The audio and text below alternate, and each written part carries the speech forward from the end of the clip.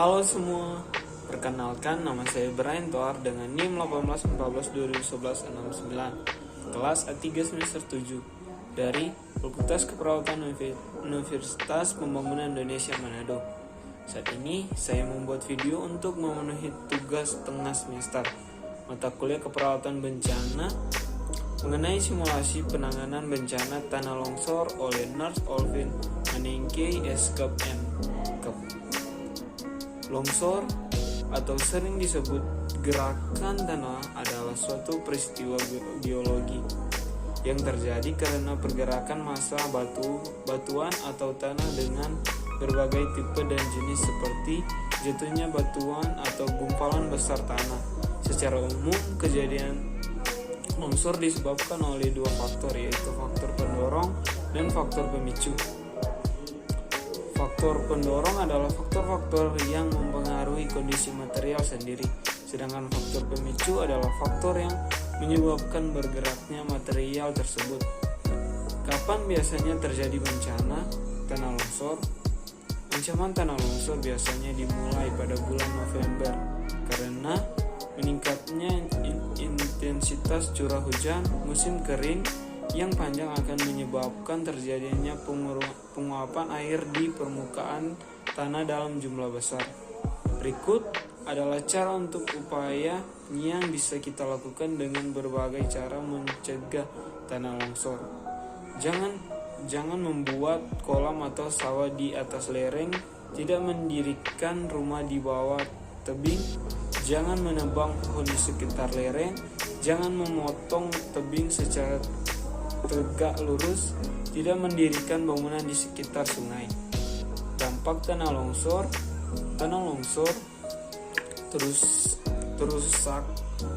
merusak rumah, membuat masyarakat hilang tempat tinggal. Kehilangan tempat tinggal juga menyebabkan korban longsor tidak memiliki tempat perlindungan, makanan, pakaian, juga tempat sanitasi, sehingga harus segera diberi bantuan sebelum gangguan kesehatan layanan muncul. Peran perawat adalah penanganan bencana. Perawat memainkan peran penting dalam kesiapsiagaan bencana, respon pemilihan dan evaluasi, terutama dalam mengurangi kerentanan dan meminimalkan risiko dalam suatu bencana. Dengan mempertimbangkan beberapa kondisi bencana, perlu adanya peran perawat yang lebih dalam menghadapi situasi tersebut. Yang pertama, kompetensi pencegahan atau mitigasi. Peran yang dilakukan perawat yaitu pengurangan risiko, pencegahan penyakit, dan promosi kesehatan, dan pengembangan dan perencanaan kebijakan.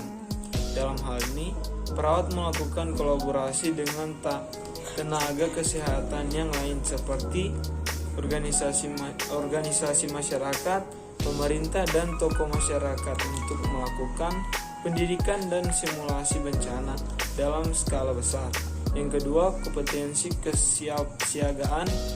Hal-hal yang dilakukan perawat selama fase ini yaitu mengidentifikasi praktik etis, praktik hukum dan akuntabilitas, kemampuan komunikasi dan berbagai informasi, serta mempersiapkan rencana untuk penanganan bencana di lapangan. Perawat dapat mengenali tugas dan fungsinya selama merespon masa bencana serta risiko tanah dari dan keluarga. Perawat juga berperan dalam melakukan komunikasi komando terhadap perencanaan, pelatihan, dan latihan bencana adalah elemen penting dari kesiapsiagaan. Yang ketiga, kompetensi respon. Peran yang dilakukan perawat dalam fase ini yaitu perawat berpartisipasi dalam penyaluran dan pembagian distribusi bantuan yang tersedia kepada fungsi merawat individu dan keluarga, perawat psikologis, dan melakukan perawatan khusus pada populasi rentan. 4. Kompetensi pemulihan atau rehabilitasi. Pada fase ini, peran perawat meliputi pemulihan individu, keluarga, dan hal yang dilakukan perawat yaitu dapat melakukan interisasi, persediaan tempat penampungan, dan logistik darurat. Kesimpulan, bencana merupakan peristiwa yang destruktif atau menghancurkan yang dapat merugikan orang-orang yang terkena dampaknya.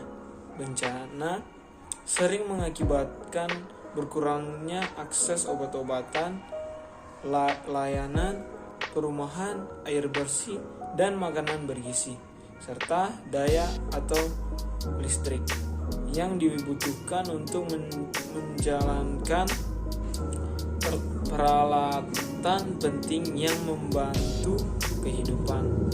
Akhir kata, saya ingin mengajak saudara sekalian untuk bergabung bersama kami di Perguruan Tinggi Universitas Pembangunan Indonesia Manado.